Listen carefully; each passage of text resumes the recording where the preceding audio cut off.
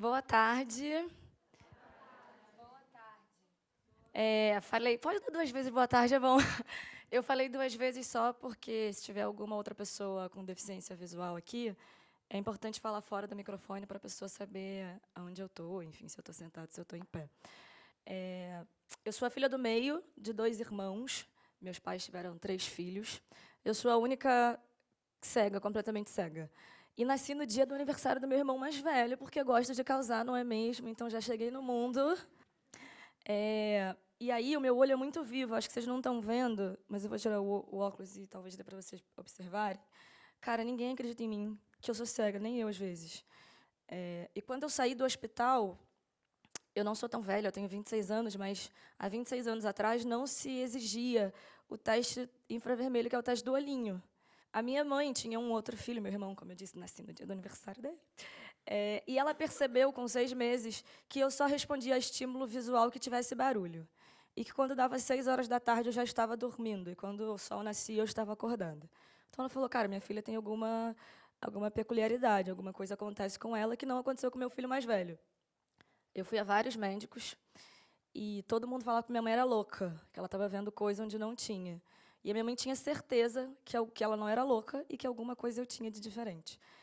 E aí também vale dizer que eu sou nascida e criada numa favela no Rio de Janeiro, chamada Cidade Alta.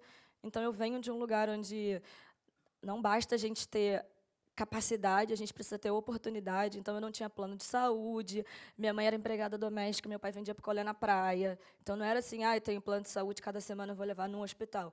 É assim, vamos fazer vaquinha para levar ela no hospital e fica 3 meses na fila para ir no hospital do SUS para ver o que a Natália tem.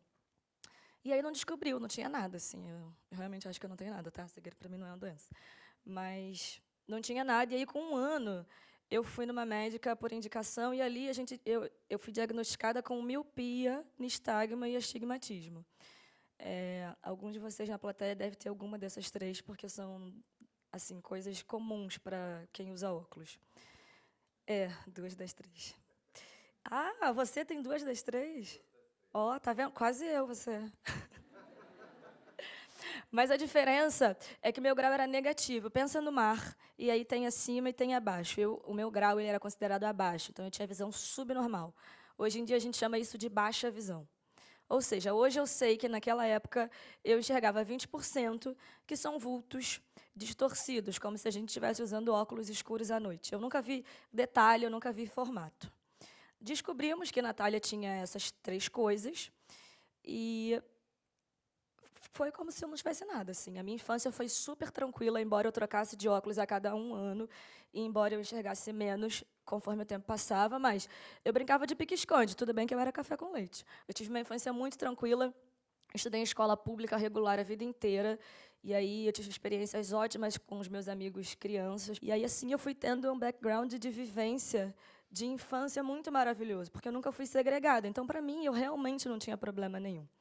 E aí, com 12 anos, meu pai, ele fez uma prova, ele já tinha sido de tudo na vida, trabalhou em várias lojas, enfim, aí fez uma prova, passou e virou bombeiro. Comecei a tratar no Hospital do Bombeiro, e aí a gente começou a fazer exames mais rebuscados, parceria com clínicas particulares, e descobriu-se que eu tenho uma distrofia muito rara na retina, chamada retinose pigmentar sem pigmento. Eu sou toda ao contrário, entendeu? Não basta ser uma coisa, tem que ser outra. Pensa numa gelatina cheia de furo, com farelo dentro. Essa é a minha retina. E aí, com 12 anos, a médica falou para mim assim, você sabe braille? Eu falei, quem? Ah, não, que você vai ficar cega, tá boa? Eu falei, tá bom. Como assim? Exatamente assim. Descobri que ia ficar cega com 12 anos, no mesmo tempo que eu descobri que eu tinha uma distrofia na retina. Não sabia nem o que era isso. Saímos do escritório, saímos do consultório, a minha mãe e meu pai super deprimidos e eu dando graças a Deus.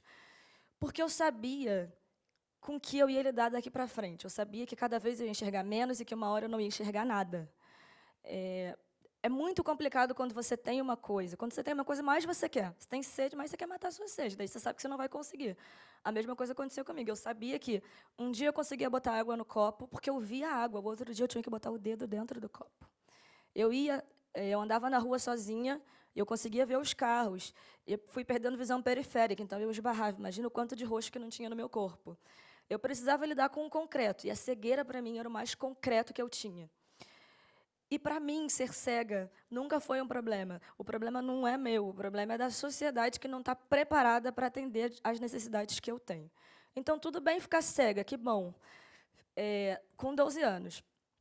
Dos 12 aos 15, eu aprendi a ler braille. Eu li uns 300 livros, porque aí a gente já tinha uma condição de vida melhor. E aí eu comprei uma lupa que você passava em cima do livro e aparecia na televisão enorme. Então, tudo que tinha de livro para ler, eu li. 3 anos passaram, eu fiz uma festa de 15 anos linda, 15 meu, 18 do meu irmão, lembram? Eu de vestido de galo e meu irmão de bermuda e sandália. Foi linda a nossa valsa. E aí, foi linda real. E aí, 3 meses depois, eu fiquei completamente cega. Daí eu falei, mãe, estoura um champanhe. A minha mãe, ai, minha filha está cega. Porque a minha mãe sabia, e eu não, de todos os problemas que viriam depois. Eu fiz uma prova para uma escola técnica e passei em primeiro lugar para ser técnica em administração. Daí eu cheguei numa escola, 3.500 alunos, e eu a única cega.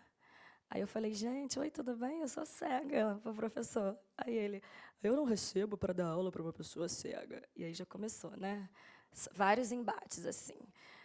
Vários, gente, vários. Eu sou isso sempre. Porque o problema nunca é do outro. O problema nunca é meu, o problema é sempre do outro. Então, o problema não era ele ser pau, era eu chegar e ele ter uma aluna diferente. Mas eu ouvi isso em vários lugares, porque sempre fui a primeira, sempre bati a porta e falei, tudo bem, não está preparado, vamos preparar, vou te ajudar. Entendeu? Não é sobre isso, é sobre você estar aberto. E encontrei algumas pessoas abertas e algumas pessoas fechadas. Umas eu consegui fazer com que o bichinho da acessibilidade mordesse, e outras não. Outras pessoas não querem me ver nem pintada, continuam achando que eu sou uma farsa, porque meu olho é muito vivo e porque eu não acho problema nenhum ser cega. Mas aí fiz esse curso técnico, tinha 22 matérias, com conteúdo não adaptado. E tudo bem, eu estudava com o inspetor, eu estudava com o porteiro, todo mundo que passava na minha frente falava, oi, tudo bem, pode ler isso aqui para mim, que daqui a 20 minutos eu tenho uma prova? Não foi por isso que eu não estudei e que eu não me formei. Mas muito que bem, me formei técnica em administração. Na escola, eu tocava gaita, eu fiz teatro. Tudo que tinha para fazer na escola, eu arrumava para as pessoas ficarem correndo. Já vem aquela louca querendo fazer tudo. Eu ia, estava lá eu, Natália. Mas me formei técnica, e aí, com 18 anos, eu me vi com o primeiro problema por ser cega, assim. Porque, além do curso técnico, eu fazia vários outros cursos, mas aí me vi com 18 anos tendo que bater na porta das empresas para pedir estágio. E aí não consegui meu diploma de curso técnico, porque, embora eu fosse uma tecnóloga em administração super capaz, com a maior CR da turma, eu sou cega. E daí eu não sou qualificada, eu sou uma categoria. Não consegui o estágio, fui fazer trabalho voluntário. Morava numa favela, como eu disse, no Rio de Janeiro. Já tinha me mudado de uma favela para outra, uma muito maior, tinha um morro, tinha que subir uma ladeira. Mas bati num jornal comunitário chamado Voz das Comunidades e falei, cara, quero trabalhar aqui, me deixa fazer qualquer coisa. E eu fui para lá, fazia texto, batia na porta das pessoas para fazer cadastro. Fiquei 2 anos assim, porque senão eu ia entrar em depressão, imagina, eu me sentindo super capaz. E as pessoas não acreditando em mim. Eu sou humana, como eu falei antes, eu sou pessoa, eu tenho sentimento. E é muito ruim você ter a sua capacidade colocada em prova por uma condição que você tem. Só porque eu sou cega. Como se não me contratassem porque eu sou negra ou porque eu sou mulher. Eu sei que acontece. E aí eu nunca sei comigo se é por qual das barreiras, assim. Se é porque eu sou cega, se é porque eu sou mulher e se é porque eu sou... Não sei, pode ser pelas 3 coisas. Um pacote, né? Deus caprichou quando me fez. Mas tenho orgulho das 3 coisas, inclusive. E aí fiquei 2 anos assim. Com 20 anos eu falei, cara, agora eu preciso ganhar dinheiro, entendeu? Meu pai precisa parar de trabalhar, minha mãe só vem em casa a cada 15 dias, não está dando mais. E aí comecei a redistribuir o meu currículo. Meu currículo chegou na Globo, numa prestadora de serviço que é a LET. E aí eu fui chamada para fazer oficina de programa de auditório. Eu tinha que ver caravana que combinava com os programas. Daí eu escolhia caravana, ônibus, o que as pessoas iam comer, todo um trabalho logístico que eu tinha aprendido no meu curso técnico de PQL, Produção, Qualidade e Logística. Então, eu estava pronta. Eu falei, me dá uma oportunidade e eu vou provar que eu sou capaz. Entrei para trabalhar nessa empresa terceirizada, fiquei 3 meses, fui efetivada, graças a Deus. Não, fica aí que tu tá bem. Eu falei, opa! E aí, o meu irmão pediu na internet a Regina Casé para ir no programa dela, no Twitter, e aí ele conseguiu. E aí eu fui com ele. Chegou lá, tinha um livro em braille no programa, porque o programa tinha uma biblioteca, e a Regina perguntou, tá, quem lê livro em braille aqui, levanta a mão. Aí eu levantei a mão, e ela veio até mim e falou, mas por que você lê braille? Você faz algum trabalho? Você é professora? Aí eu falei assim, não, porque eu sou cega. Ela, como assim você é cega? Eu falei, assim sem enxergar. Enxergo nada mesmo. E aí ela falou assim, nossa, mas o seu olho é muito vivo. Daí eu falei, mas a minha visão não é. E, e aí ela começou a me entrevistar, enfim. Ali começou toda a minha história profissional, né? No final do programa ela veio perguntar o que eu fazia da vida. Falei, eu estou trabalhando, mas eu preciso de oportunidades, porque ninguém acredita que eu sou capaz. Ela, não, você é super capaz, como você não é capaz? Eu falei, pô, também acho, vamos fazer, entendeu? Me bota para trabalhar aqui que eu vou te mostrar que eu sou mais capaz ainda. E aí, no programa seguinte, ela me chamou para reconhecer um quadro da Tarsila do Amaral. Eu sou apaixonada pela Semana de Arte Moderna. E aí ela botou um abapuru na minha frente, eu fui linda. Quase que eu reproduzi aquelas pernas maravilhosas. E aí, todo mundo assim, nossa, mas como assim? Eu falei, gente, eu enxergo com a mão, você com o olho e eu com a mão, não tem diferença nenhuma, estou vendo da mesma forma. Eu consegui me preparar, e foi o que eu falei, assim, eu de todas as maneiras me cerquei de preparo.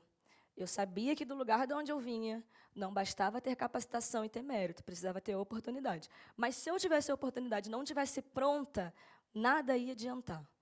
E aí eu encerrei o meu contrato na LET enquanto terceira, o Esquenta voltou, porque o Esquenta era um programa de temporada, e aí a Regina falou assim, não, você vem trabalhar comigo. E aí eu fui para o palco como comentarista de acessibilidade e para os bastidores trabalhar como pesquisadora e redatora. Ali eu descobri a minha vocação, eu sou apaixonada por pessoas, eu amo escrever, eu sou muito curiosa, muito detalhista. E aí vou fazer jornalismo, porque sou comunicóloga, comecei a fazer faculdade de jornalismo, querendo apresentar jornal mesmo na televisão.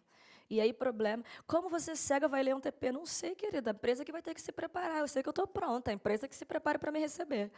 E assim eu me formei, na verdade não foi assim, não foi tão fácil assim. Meu sonho era estudar numa faculdade muito cara, no Rio de Janeiro, eu não tinha condição de passar na porta. Sabe aquelas coisas que você vê, aquela loja, poxa, querida, não, tem uma roupa, mas tu tem que passar do outro lado, que se você passa perto, você não consegue nem, sabe? Não tinha aquela coisa do imã, da atração, não tem. Porque a faculdade era muito cara. Aí eu fui numa outra faculdade tão maravilhosa quanto, SPM, lá no Rio. Bati na porta e falei, oi, tudo bem? O meu nome é Natália. Essa é a história da minha vida e eu quero estudar aqui, mas eu não tenho como pagar nem 10% dessa mensalidade. E aí fui recebida por uma pessoa maravilhosa que falou, olha, mas a gente não dá bolsa. Eu falei, olha, mas me dá uma oportunidade. Aí, aquela coisa que eu falei antes, me dá uma oportunidade. Aí ela deixou eu fazer uma prova e eu arrebentei na prova. E ela falou, a bolsa é sua. E aí eu comecei em fevereiro de 2014, a fazer jornalismo na SPM no Rio. E aí também não foi fácil. A gente aprendeu muito junto. Porque quando você chega num lugar em que não está preparado para receber o diferente, não por força de vontade, mas por não ter hábito, por não ter gente diferente, por todo mundo que estudar ali ser igual. A gente aprendeu muito, assim, a gente se conheceu muito, eu e a SPM, a gente agora é íntimo, assim, ó, eu e ela. Mas foi uma jornada de eu querer jogar tudo para o alto e não aguentar mais. Porque, além disso, como se não bastasse, eu tinha 2 empregos. Eu já trabalhava na Globo como comentarista e pesquisadora, e aí eu fui trabalhar na Globo News como produtora de reportagem e repórter. Viajei o Brasil inteiro fazendo documentário de expressão cultural de juventude de periferia. Um nome gigante, mas basicamente eu tinha que ir nas periferias da Praça da Globo e encontrar o que a galera da minha idade estava fazendo para sobreviver. E foi uma experiência muito bacana, porque foi um dos primeiros lugares em que eu fui contratada enquanto profissional capaz. Pouco botavam a minha deficiência em voga, inclusive eles até esqueciam. Eu tinha que falar, ei, isso aí não consigo não, tá? Isso aí vai ter que dar um suporte, porque é a pessoa que não enxerga mesmo, é verdade. Está olhando, mas não está vendo. E assim eu viajei o Brasil inteiro. Foi uma experiência incrível. Eu cresci muito, eu amadureci muito. Eu me descobri enquanto pessoa, eu aprendi a cair. Eu me permitia fazer muitas coisas em que eu não me permitia antes. Porque é isso, assim, são 3 rótulos em que me fui colocada. E nunca tive problema com rótulo. Acho que os rótulos são importantes para a gente saber o que a gente quer e o que a gente é. Não tem como a gente ir na farmácia e não ter o nome do remédio. Não tem como abrir uma geladeira e não ter o nome do refrigerante. Só que a maneira como a gente recebe o rótulo depende muito. Às vezes você está comendo uma comida que tudo que você quer é um refrigerante daquele bem gelado. E aí o refrigerante vem quente. E, cara, não desce bem. Então, os rótulos são importantes, a gente tem que saber lidar com eles. 2016, o meu contrato na Globo terminou, eu estava no 7º período da faculdade e eu precisava fazer estágio. E aí, meu amigo, mesmo com todo o meu currículo, eu continuo sendo categoria e não pessoa qualificada. Não consegui estágio de novo, porque eu sou uma pessoa cega. Mas aí, cara, eu movi o céu. Eu falei, não vou perder minha graduação. Distribuí meu currículo no mailing que eu tinha. Uma professora da ESPM fez uma carta de recomendação e mandou no mailing dela. E aí o meu currículo chegou na Coca-Cola, que é a empresa que eu trabalho hoje, uma multinacional. E aí eu fui chamada para trabalhar lá. Para trabalhar não, para fazer uma entrevista. E aí o cara falou assim, olha, a gente realmente nunca trabalhou com pessoas cegas, mas eu estou aqui para ouvir sua história. Aí eu falei, não, só preciso de uma oportunidade, tu vai daqui a um mês estar fazendo meu contrato.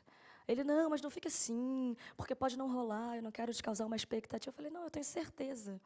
E aí contei um pouco da minha vida profissional. Uma semana depois eu fui conversar com uma vice-presidência, e um mês depois eu estava trabalhando na Coca-Cola como estagiária. E eu estou desde dezembro trabalhando como trainee, já passei por 3 áreas, agora estou trabalhando na área de relações corporativas. E está sendo assim uma experiência que está me enriquecendo enquanto pessoa muito, assim, enquanto profissional não tem nem como dizer, né? Eu só estou trabalhando na Coca-Cola, gente. Pensa. Nunca pensei, vocês pensavam? Eu só tomava Coca-Cola uma vez por mês na vida, quando eu era criança. E aí agora estou trabalhando e entendendo tudo o que acontece por dentro. Eu queria deixar para vocês de mensagem que, assim, para além de tudo, todas as dificuldades que eu tenho na vida e que eu ainda tenho, porque, por exemplo, eu não pago conta, tá? Quem paga as minhas contas é o meu pai. E andar na rua é muito complicado, e fazer compras pela internet ainda é muito complicado, mas eu não aceitei o lugar que me colocaram.